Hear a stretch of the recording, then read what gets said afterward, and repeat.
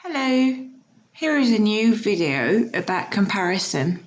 Let's recap what we've seen in class. You are as talented as your friend.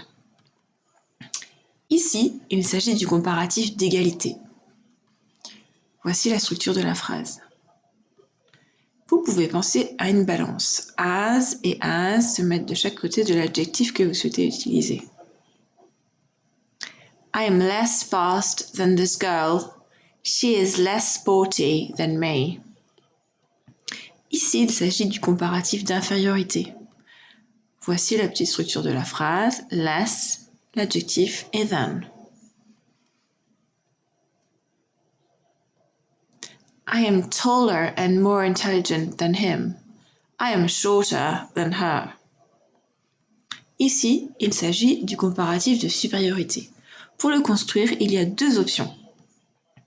Tout d'abord avec les adjectifs longs, avec more devant et than. Une autre option avec des adjectifs qui sont courts, comme ici dans le cas de l'exemple choisi, tall. Ici, on ajoute le suffixe er à la fin de l'adjectif court. Évidemment, il y a des exceptions. L'adjectif good se transforme en better, bad en worse, far en further.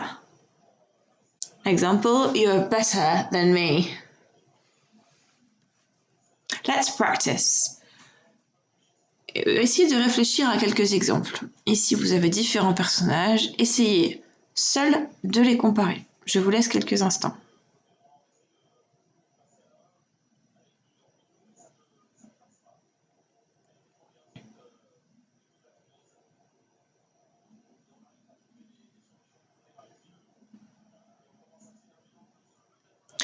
Voici quelques idées.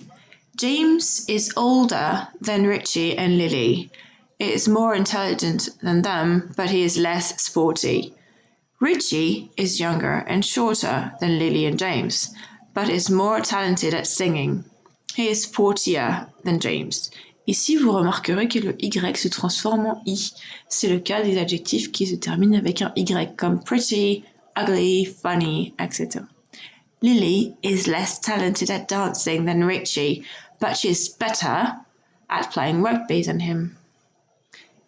Et voilà, bon courage pour vos révisions. See you in class. Bye!